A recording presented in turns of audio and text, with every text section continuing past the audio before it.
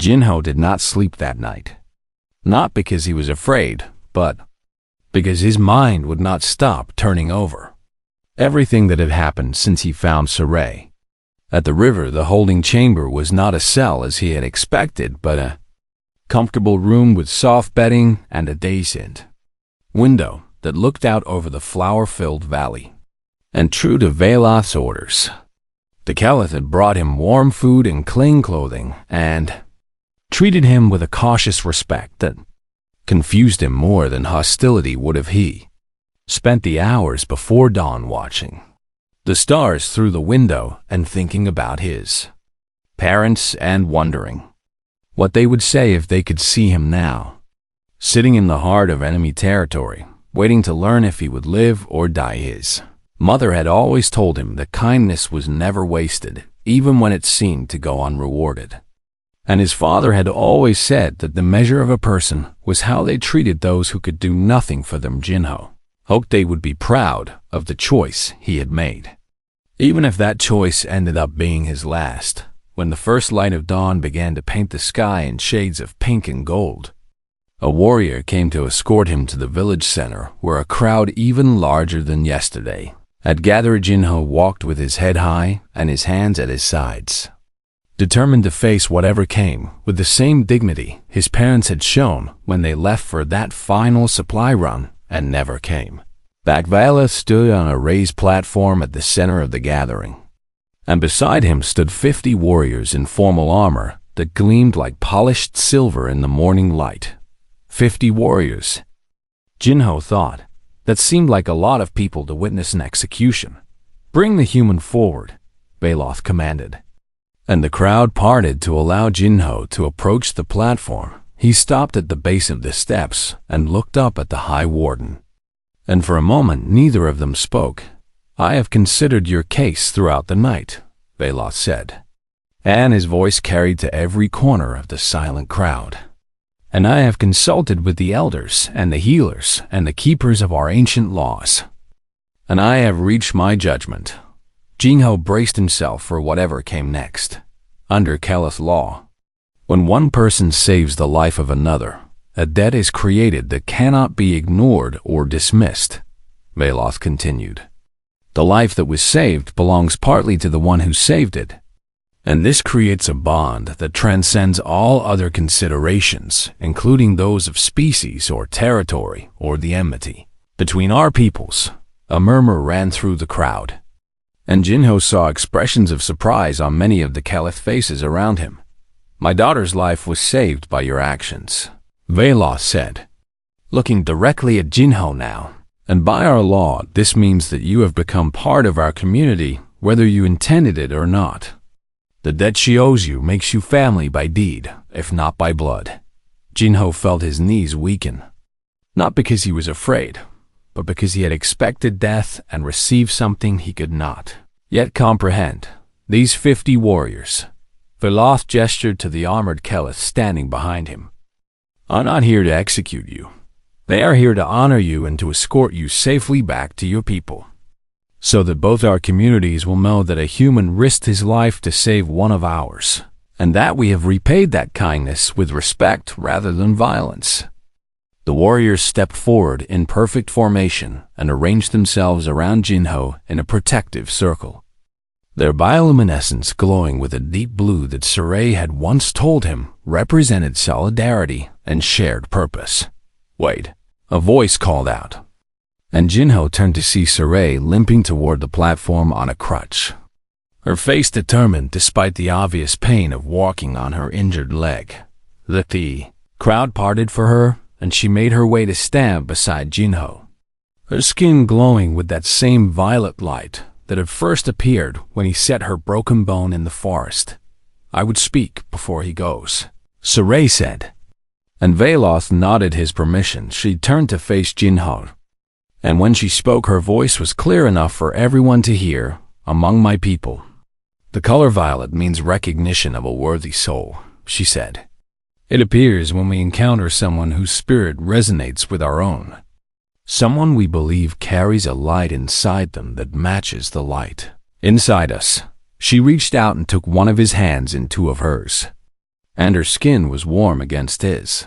I have not seen this color on myself since I was a child who still believed that the world was full of wonder and kindness. Stori continued. But you have reminded me that it can be, that sometimes a stranger from across the river will choose to help instead of harm. And that is a gift I will carry with me for the rest of my life. Jinho did not know what to say, so he simply squeezed her hands and hoped that somehow she could read the emotions he could not express through the contact of their skin. Go home, Stori said with a smile that transformed her face. And know that you will always have a friend in Thorn Hollow. Even if the rest of our peoples continue to see each other as enemies. The warriors began to move, and Jinho had no choice but to move with them. But he kept looking back at Stori until the crowd swallowed her from view. The march to the river took several hours, and by the time they reached the border, the sun was high in the sky, and the human colony was clearly visible on the far. Sure, Jinho could see figures moving behind the colony's defensive walls, and he knew that the sight of 50 Callous warriors approaching must have caused panic among the colonists who expected an attack rather than a peaceful escort. Veloth himself had come on the march, and now he stepped forward and crossed the shallow water alone to where Administrator Westbrook stood with a dozen armed guards and a face full of barely controlled fear. I am Veloth, High Warden of the Southern Reach, he announced in a voice that carried across the water. And I come not to make war, but to return one of your people who performed a great service for my family. Westbrook looked past Veloth to where Jinho stood among the warriors, and her expression shifted from fear to confusion to something that might have been the beginning of understanding. This boy carried my injured daughter through the night to bring her home safely. Veloth continued, asking nothing in return and expecting only death as his reward. And his kindness has made me wonder if perhaps we have judged each other too quickly. Westbrook was silent for a long moment, and then she did something Jinho had never seen her do before. She smiled. Perhaps we have, she agreed. And perhaps it is time we talked about changing that. Jinho crossed the river one final time, leaving the warriors behind and walking toward the colony that had been his home for so long but had never really felt like one. He stopped at the edge of the water and turned back to look at Veloth and the 50 warriors who had honored him with their escort. Thank you, he said simply, because there were no other words that fit. Veloth nodded once, a gesture of respect between equals, and then turned to lead his warriors back into the forest. That evening, Jinho returned to his fishing spot by the river, not because he needed to catch anything, but because he wanted to see if the world looked different from this bank now that he had seen it from the other side. The sun was setting and the water was calm and everything looked exactly the same as it had the day before, but Jinho was not the same, and he suspected he never would be again as the last light faded from the sky.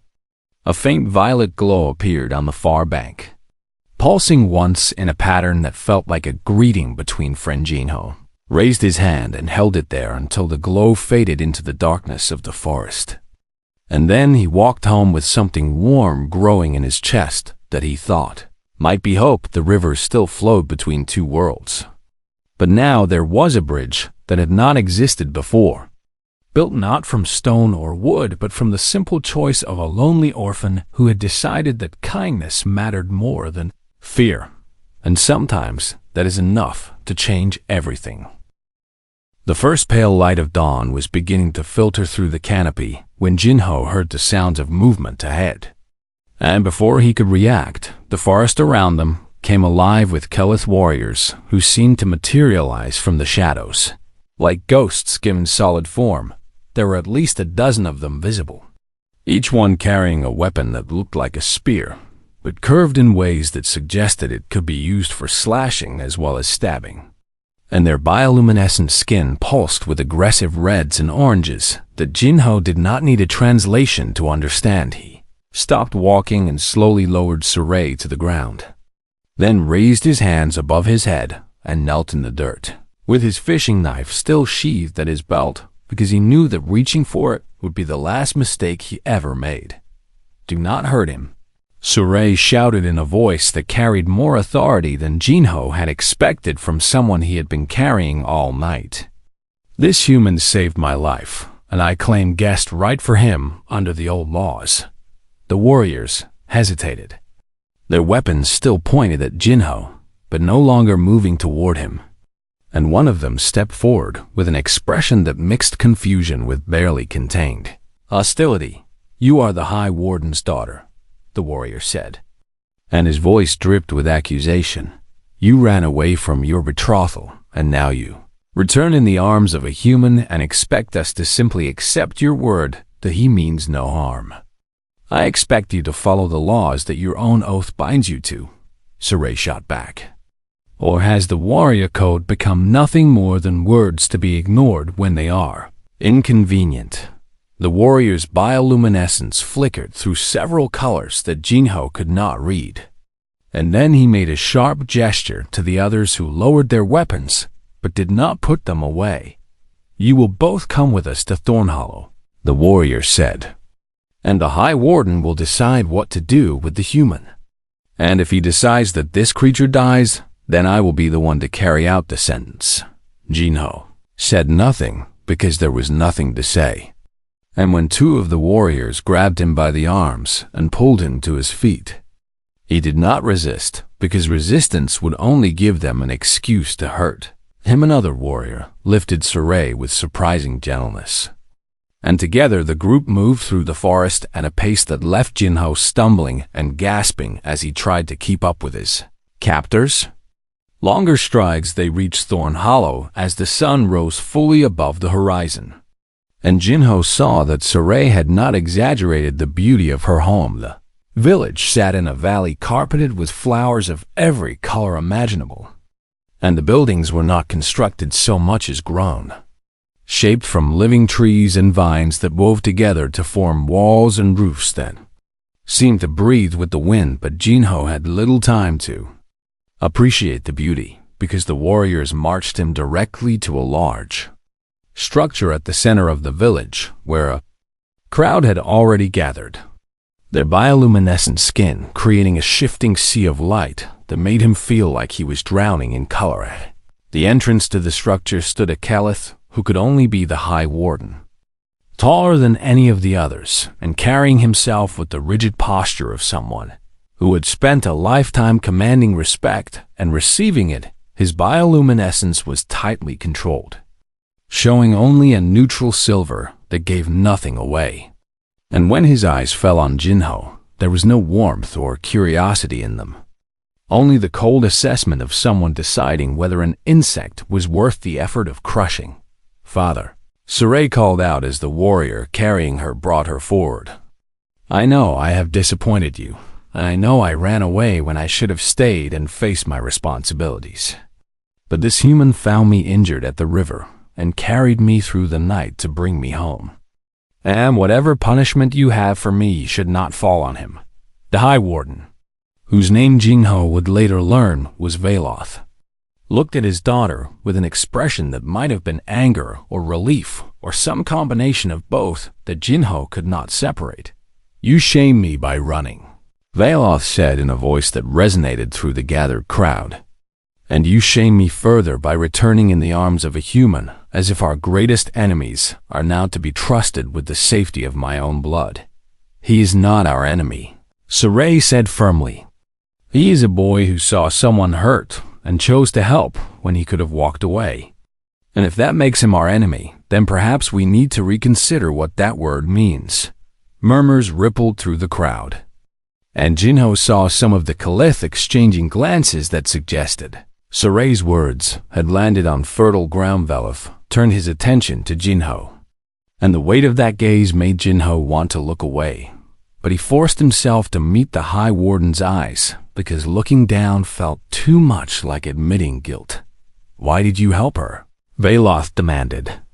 "What do you want in return for this service you claim to have performed?" "I want nothing," Jinho said, and his voice was steady, even though his hands were shaking behind his back. I found her at the river with a broken leg, and the tide was rising, and I could not leave her there to drown. So I carried her across, and then I carried her here because it was the right thing to do. The right thing, Veloth repeated. And there was something dangerous in the way he said those words. Humans do not do the right thing. Humans do what benefits themselves and call it righteousness.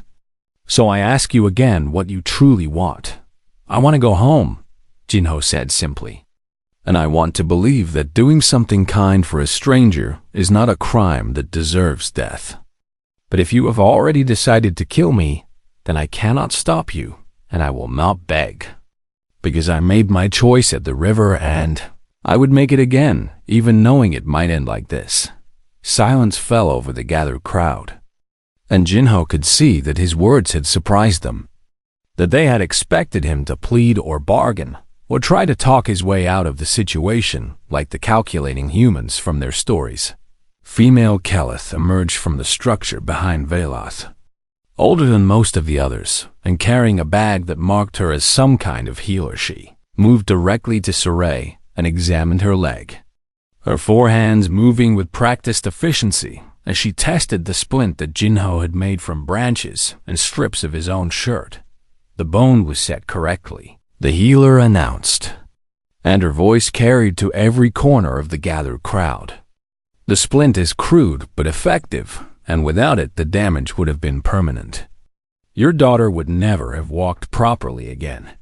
Veloth's silver bioluminescence flickered for just a moment, showing a flash of something that might have been gratitude before returning to its careful neutrality.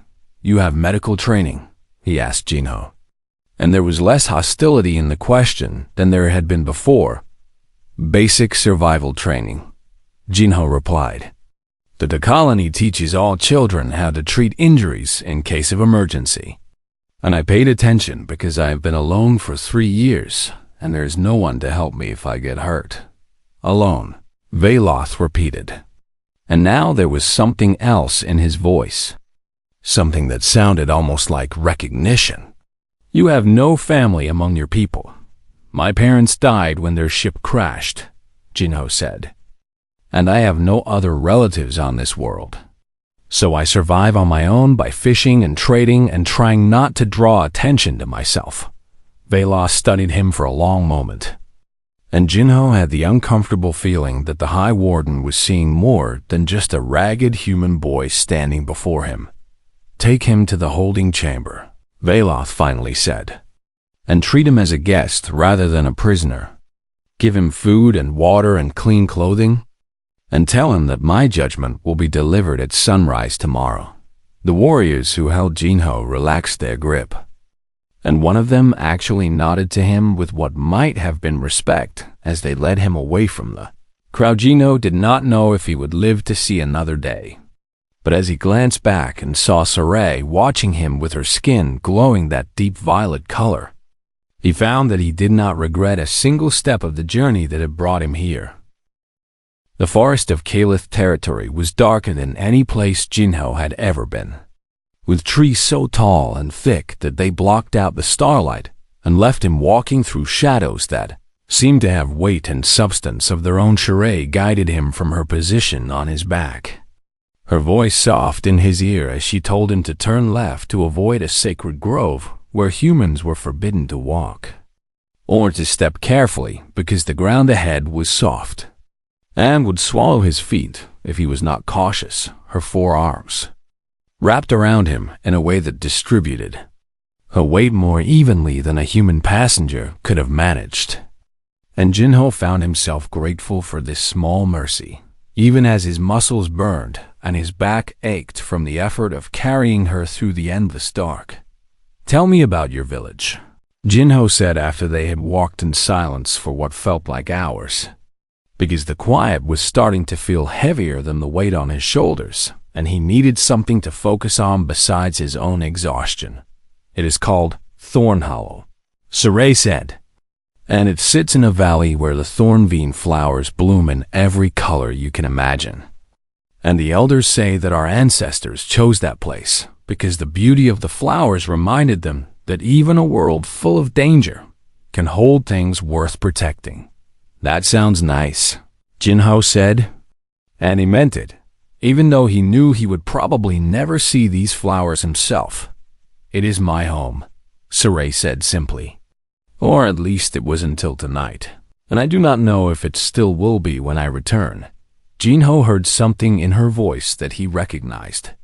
The same loneliness that lived inside his own chest, like a permanent resident who paid no rent but refused to leave. What happened? He asked. Why were you at the river with a broken leg and no one to help you? Sori was quiet for a long moment, and Jinho thought maybe he had asked something too personal and she would not answer. But then she spoke in a voice barely above a whisper. I was running away from my betrothal ceremony, she said, because my father arranged for me to marry a warrior named Catherine, who was strong and respected and everything a Caliph woman is supposed to want. But when I look at him, I feel nothing except a cold emptiness that tells me I would rather be alone forever than spend my life with someone I do not choose. So you ran, Jinho said. Understanding more than she probably realized, I ran toward the human colony, Sori admitted, because I thought maybe your people would grant me asylum and I could start a new life where no one knew me and no one could tell me who I had to become. But I fell while climbing down a cliff, and my leg broke, and I could not go forward or back. Jinho laughed. Though there was no real humor in the sound, I hate to tell you this, he said. But the colony would not have helped you, and they might have done something much worse. Because Administrator Westbrook does not trust the Caliph, and she would have seen you as either a spy to be imprisoned or a problem to be disposed of. Truly, Sori asked. And Jinho could hear the surprise in her voice. Truly, he confirmed. And I'm sorry to destroy whatever hope you were holding on to. But I would rather you know the truth than believe in a lie that might get you killed someday. Sori's arms tightened around him for a moment. And when she spoke again, her voice was thoughtful rather than disappointed. You are very honest for a human, she said. My people tell stories of how your kind lie and deceive and say whatever words will get them what they want. But you have told me difficult truths when comfortable lies would have been easier. Lying takes too much energy, Jinho said. And I barely have enough energy to keep walking. So the truth is all I can afford right now. A branch snapped somewhere in the darkness to their left, and Jinho froze with every muscle in his body suddenly. Tense and alert, he had been so focused on the conversation that he had forgotten. They were walking through a forest full of creatures that might see a tired human and an injured Caliph as an easy meal. Put me down, Sori whispered urgently, and do not move. There is something hunting us. Jinho lowered her gently to the ground behind a fallen log, and then turned to face the direction of the sound.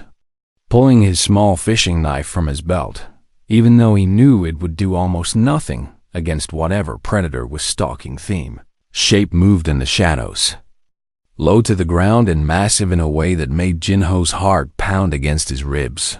Like it was trying to escape from his chest, he could see eyes now. 6 of them glowing with a faint red light that tracked his movements with the patient intensity of a creature that knew its prey had nowhere to run. Do not run, Sori whispered from behind him. The Valkith hunts by chasing, and if you run it will be on you before you take 3 steps. What do I do? Jinho asked, keeping his voice as steady as he could manage. You cannot do anything, Sori said. And there was fear in her voice now. A Valkith is not something a single person can fight. We need to wait and hope it loses interest.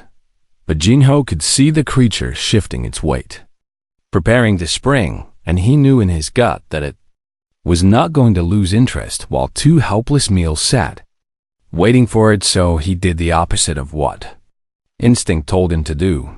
He stepped forward toward the creature and raised his arms above his head to make himself look bigger, and he opened his mouth and screamed the loudest, most aggressive sound he had ever made in his life. The Valkith froze. clearly surprised by prey that advanced instead of retreating. And Jinho pressed his advantage by taking another step forward and slamming his knife against a tree trunk to create a sharp cracking sound. "Get out of here," he shouted, his voice raw and wild. "I am not afraid of you, and I will gouge out every one of your eyes if you come any closer. So turn around and find something easier to eat." The creature made a sound that was half growl and half question, as if it could not quite believe what was happening. And then it took one step backward. Jinho screamed again and threw a rock that bounced off the creature's side. And this time, the Velkith turned and melted back into the shadows with a speed that seemed impossible for something so large. For a long moment, Jinho just stood there, trembling from adrenaline and disbelief. And then his legs gave out and he sat down hard on the forest floor beside the log where Stori lay watching him with eyes that glowed violet in the darkness. "You are insane," she said. But there was wonder in her voice rather than criticism. "Probably," Jinho agreed, his hands shaking so badly that he nearly dropped his knife. "No Caliph would do what you just did," Stori continued. "We are taught to be cautious and patient and to never take unnecessary risks. But you just threatened a predator that could have killed you with one strike of its claws. I did not see any other options," Jinho said honestly. "And I was not going to sit there and watch it eat us while I waited for it to get bored." Stori reached out with one of her hands and touched his arm, and her skin was warm despite the cold night air. "What does it feel like?" she asked. "To hide your emotions inside where no one can see them." Jinho thought about the question for longer than he expected. "Lonely," he finally said. "It feels lonely because sometimes I want someone to understand what I am feeling without me having to find the words for it. But the words never come and the feelings just stay trapped inside, getting heavier every day." Stori's violet glow softened to something gentler, and she squeezed his arm once before letting go. "We should keep moving," she said. "Dawn is only a few hours away, and we are still far from Thorn Hollow." Jinho nodded and stood on legs that still trembled slightly, then bent to lift her onto his back. Once again, the night was not over yet, but somehow it felt less dark than it had before. The water rose to Jinho's waist and then to his chest as he carried Stori across the broken river, and the current pulled at his legs with a strength that surprised him, even though he had fished these waters for 3 years and should have known better than to attempt a crossing during the evening. Tadejuri's forearms tightened around his shoulders each time he stumbled on the uneven riverbed, and her bioluminescent skin pulsed with anxious colors that shifted too quickly for him to track. And once she made a small sound of fear when the water splashed up to touch her face. "I will not drop you," Jinho said through gritted teeth as he fought to keep his footing on the slippery rocks beneath his feet. "But you need to hold your breath for a moment because I think the next part is deeper." He was right, and the next step plunged him into water that rose above his chin and forced him to tilt his head back to breathe while Stori held on, and a cold seeped into his bones with a painful intensity that made his muscles want to seize and fail for one terrible moment. His foot found nothing beneath it, and he went under completely, swallowing river water that tasted of minerals and mud. And he felt Stori's grip on him tighten as if she was trying to pull them both toward the surface. Through sheer force of will, then, his foot found solid ground again, and he pushed upward and broke the surface, gasping and coughing, but still holding her, still moving forward, still refusing to let the river take them both. "You are either very brave or very stupid," Stori said when they reached shallower water and Jinho could breathe without fear of drowning. "Probably stupid," Jinho admitted as he staggered toward the far bank where the mud was soft but the ground was solid. "Because a brave person would have thought about what happens after I get you across. And I have not thought about that at all." He carried her up onto the shore and set her down gently beneath a tree with wide leaves that would shelter her from the cold wind that had started to blow across the river. And then he collapsed beside her and lay on his back, staring up at the darkening sky, while his heart pounded and his lungs burned. They stayed like that for several minutes, both of them breathing hard and shivering from the cold water that soaked their bodies. And Jinho thought about how strange it was to be lying next to someone he should consider an enemy, when she was the first person who had not looked at him with pity or annoyance in longer than he could remember. "Why did you help me?" Saray finally asked, and her voice carried a genuine confusion that told Jinho she was not simply asking to be polite, but truly could not understand what would make a human risk his life for a pie. "Keleth, stranger, I do not know," Jinho said honestly, still staring at the sky where the first stars were beginning to appear. "But you were hurt and alone, and the water was rising, and I could not just walk away and pretend I had not seen you there." Saray was quiet for a moment, and when Jinho turned his head to look at her, he saw that her bioluminescence had settled into a soft blue-green glow that pulsed slowly like a heartbeat at rest. "My people believe that humans are incapable of compassion," she said quietly. "That you came to our world only to take what you want and destroy what you cannot use. And that you see us as obstacles to be removed rather than beings to be respected. Some humans probably are like that," Jinho admitted. "Just like I imagine some Keleth probably hate us enough to kill any human they find alone in the forest. But I am not every human, and you are not every Keleth. So maybe we could just be Jinho and Saray, instead of representatives of our entire species for one night."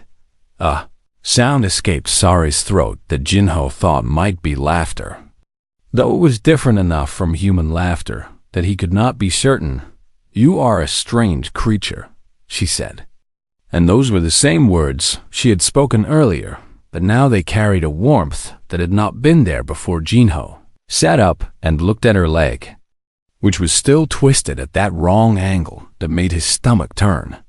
And he knew that if it was not set properly soon, she might never walk normally again. "I need to splint your leg," he said, pulling out his fishing knife and looking around for branches that might work.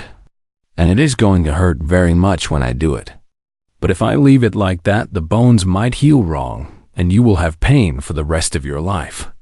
How do you know how to do this?" Saray asked as she watched him gather materials with an efficiency that surprised even himself. "Survival training," Jinho explained as he selected 2 straight branches and began cutting strips from his own wet shirt to use as binding. "The colony makes all children learn basic medicine and wilderness skills in case of emergency. And I paid attention during those lessons because I always knew that someday I might have no one to rely on except myself."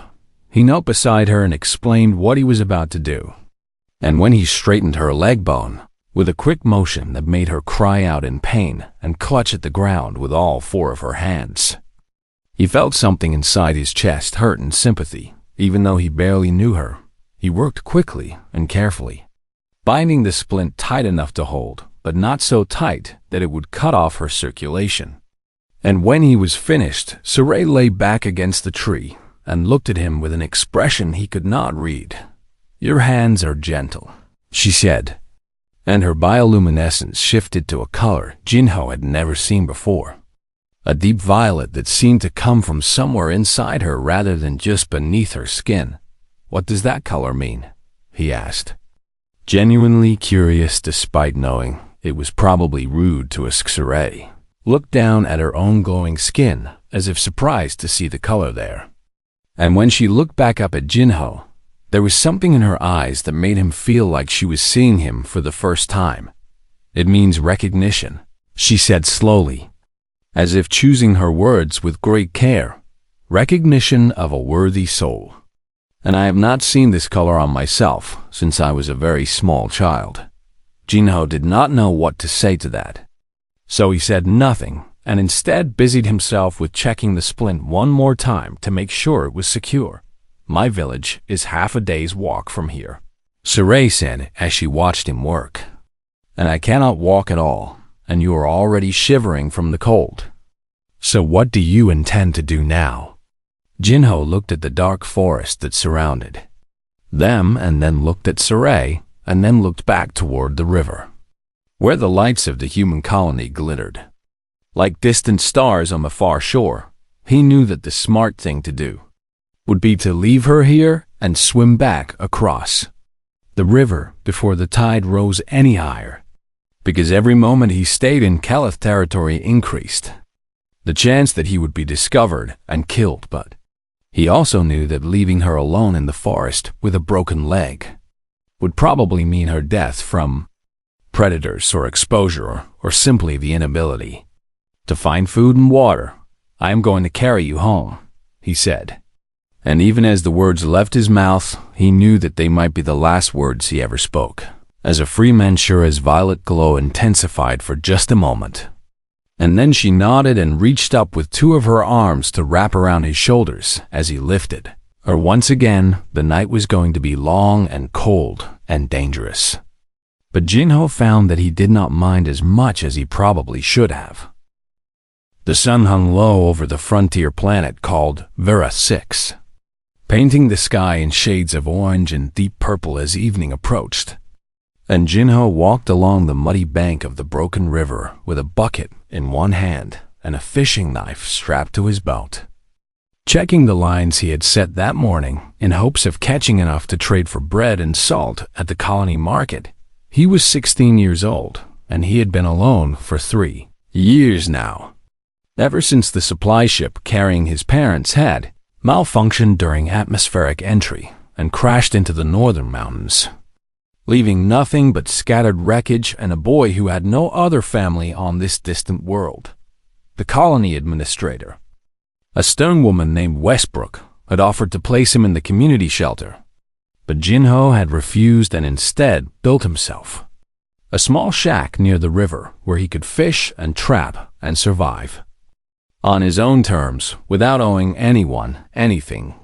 Had learned that owing people meant they expected things from you, and he had nothing left to give. The broken river served as an unofficial border between human territory and the lands belonging to the Caliph, the native species who had lived on Vera 6 for thousands of years before the colony ships arrived.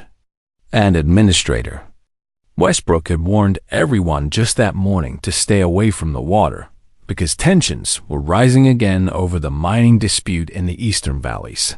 The Biden discovered that Caliph were strange beings to human eyes, standing nearly 7 feet tall, with 4 arms and skin that glowed with soft, bioluminescent light that changed color depending on their emotions.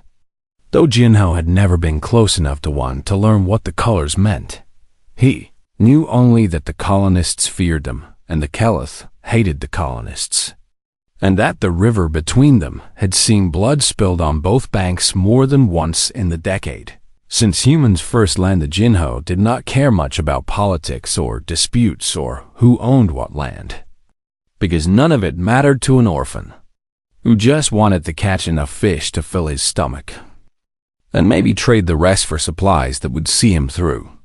Another week, he pulled up his first line and found it empty, the bait stolen by something clever enough to take the food without taking the hook. And he sighed and moved down the bank toward his second line, where the river bent around a cluster of large rocks. That was when he saw Hirsch lay half in the water and half on the muddy shore. A young Caliph female with her 4 arms splayed out and her leg twisted at an angle that made Jinho wince just looking at it.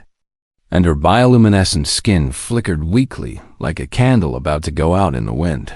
For a long moment, Jinho just stood there, frozen between the knowledge that he should walk away and the impossible weight of what his conscience was screaming at him to do if anyone from the colony saw him helping a Caliph. They would call him a traitor, and maybe worse. And if the Caliph on the other side of the river saw a human near one of their wounded, they might decide he was the one who had hurt her and come across to make him pay. But the tide was rising as it always did in the evening, and the water was already creeping higher around her body, and Jinho could see that she was conscious. because her eyes were open and watching him with a fanging with a fierce mixture of fear and defiance that reminded him of a wounded animal ready to bite the hand that reached for it. She tried to crawl away from him, dragging herself through the mud with her 4 arms while her broken leg trailed uselessly behind her. And a sound escaped her throat that was not quite a word, but carried all the terror of someone who expected to die at the hands of a monster. Jinho set down his bucket and held up his empty hands, showing her that he carried no weapon except a small knife at his belt. And he spoke in a soft voice, even though he did not know if she could understand his language. "I am not going to hurt you," he said. And the words felt strange on his tongue because he could not remember the last time he had spoken to anyone except himself and the fish he caught. The Caliph girl stopped crawling and stared at him, her large eyes reflecting the fading light of the setting sun. And the glow beneath her skin pulsed in a pattern that Jinho could not read, but which seemed less panicked than before. "The water is rising," Jinho continued, pointing at the river that was already lapping at her injured leg. "And if you stay here, you will drown before anyone from your side of the river finds you. So you can either let me help you, or you can die in the mud. And I would rather you did not die in the mud because I am tired of watching things die on this planet." He did not know why he said that last part, because he had not meant to say anything so honest to a stranger. But the words came out anyway and hung in the air between them like a bridge waiting to be crossed. The Caliph girl was silent for a long moment, and then she spoke in a voice that was surprisingly soft and carried an accent that made the common tongue sound almost musical. "You are human," she said, as if naming what he was might explain everything about him. "Yes," Jinho agreed. "And you are Caliph, and neither of us chose to be born what we are. So maybe that is something we have in common." The water crept higher, touching her torso now, and Jinho could see her shivering from the cold, even though the Caliph were supposed to be more resistant to temperature changes than humans were. "I will carry you to the other side of the river," he said, taking a slow step forward with his hands still raised. "And then I will leave, and you never have to see me again. And we can both pretend this never happened, if that makes it easier for you." The Caliph girl looked at the rising water, and then looked at Jinho, and then looked at her broken leg that would not allow her to swim or even crawl fast enough to escape the tide. Her bioluminescence flickered again, shifting through colors that Jinho wished he could understand. And then she nodded once in a gesture that he hoped meant the same thing to her people as it did to his. Jinho walked forward and knelt beside her in the cold water. And when he slid his arms beneath her body to lift her, she did not fight him or try to pull away. She was lighter than he expected, or maybe he was stronger than he knew. And as he stood with her cradled against his chest, he realized that this was the closest he had been to another living being since his mother had hugged him goodbye on the famous morning of the day she died. "My name is Jinho," he said quietly as he turned toward the far bank where the dark trees of Caliph territory waited like silent judges ready to deliver their verdict. "Stori," she whispered back, and her forearms wrapped around his shoulders to hold on as he took his first step into the deeper water. River was cold, and the current was strong, and Jinho did not know what waited for him on the other side. But he kept walking anyway, because turning back had stopped being an option the moment he decided not to let a stranger die alone in the mud.